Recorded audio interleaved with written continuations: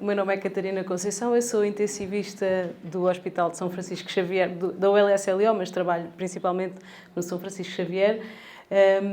E viemos então, portanto, comigo o grupo que está agora no Drive e que faz parte da ULP Psira, é então a doutora Elsa Gonçalves, que é microbiologista, Joana Osório, anestesista e intensivista, a doutora Susana Jesus, que não está e que é internista, e a Susana Pérez, que é infecciologista também do centro. Portanto, este é o nosso grupo que dentro da ULP Psira faz parte aqui do Drive, pronto, e que no fundo iniciámos este projeto. Acabámos por mudar aqui o primeiro slide, já não temos aqueles três senhores que toda a gente tinha nas primeiras apresentações, não é? Toda a gente decidiu mudar, seguir aqui. Eu lembro-me que foi Fernanda Fonseca que deu aqui o mote, não é? Para mudarmos aqui os slides de início e realmente personalizarmos um bocadinho mais a nossa atividade. Nós estamos ainda no início da nossa atividade no Drive e ainda estamos na fase de diagnóstico.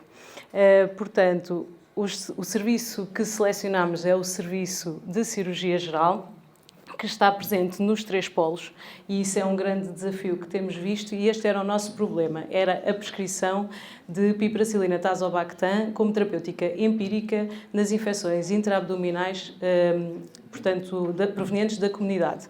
Era uma elevada prescrição que verificámos aqui com o nosso PPS e realmente achámos que era um problema a ser, portanto, envolvido aqui no nosso projeto do Drive.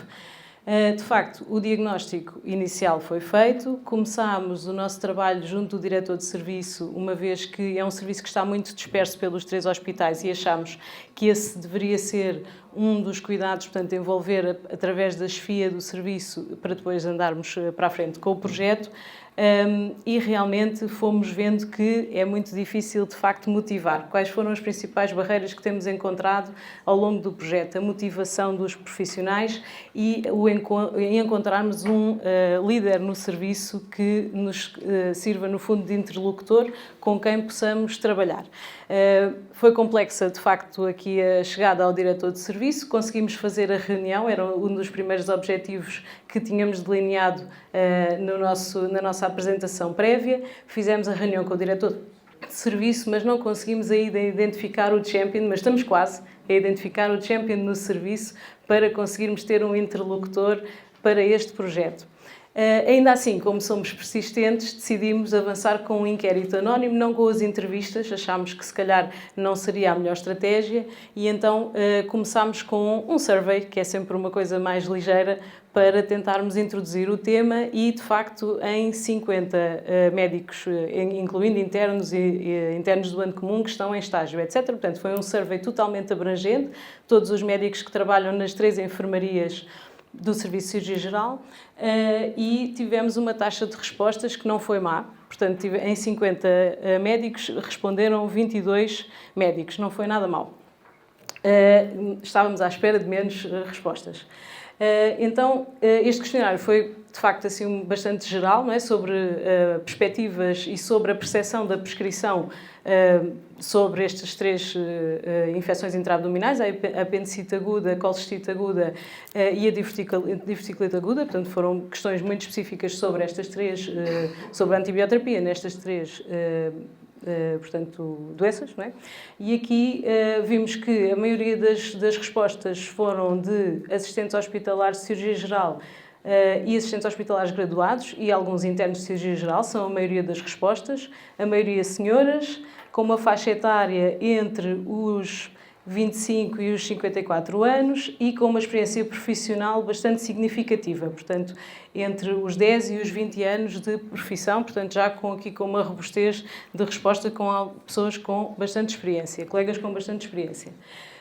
A maioria dos colegas que responderam ao questionário, então, tratam entre 0 e 5 episódios de apendicite aguda, colcistite aguda e diverticulite aguda por mês, portanto é mais ou menos semelhante nas 3 patologias.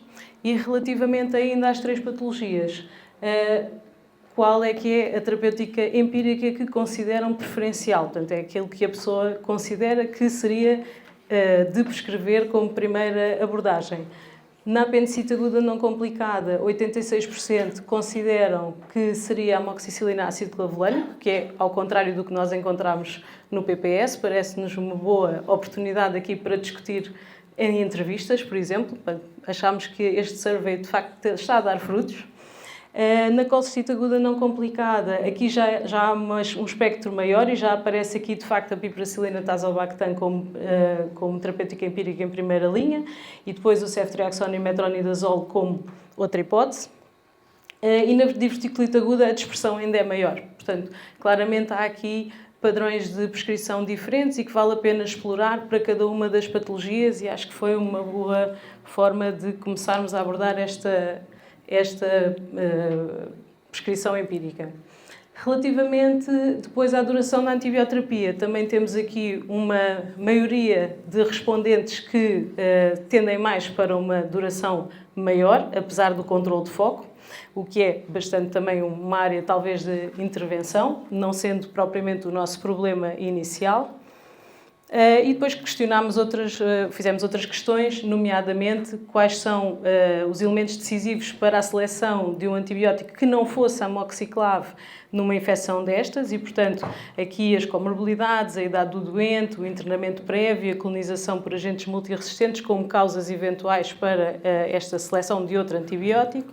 E depois uma pergunta sobre guidelines, não é? Nós sabemos que não existe uma guideline própria da OLS para estas patologias e perguntámos então se no serviço estariam implementadas guidelines internacionais e só 50% é que diz que sim e, portanto, temos aqui a resposta portuguesa que é o parcialmente, não é? Que deve ser mais para o não do que para o sim. Não sei, estou a interpretar o meu próprio inquérito.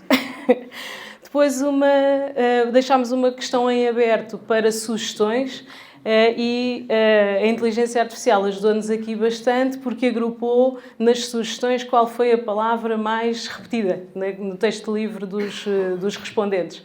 E a pergunta portanto, as respostas vão ao encontro daquilo que é o nosso próximo passo, que é a elaboração de um protocolo conjunto. Para isso, nós gostávamos muito de ter, de facto, o interlocutor do serviço, gostávamos de fazer, há um bocadinho à semelhança do que já vários grupos falaram, não é? No fundo, de envolver o próprio serviço para a elaboração do protocolo, e somos persistentes, portanto, vamos encontrar e realmente também vamos ao encontro daquilo que, de facto, os respondentes acham que é o próximo passo. Portanto, no fundo, era isto que tínhamos aqui para partilhar. É ainda um início muito, enfim, embrionário, mas é o nosso trabalho. E obrigada.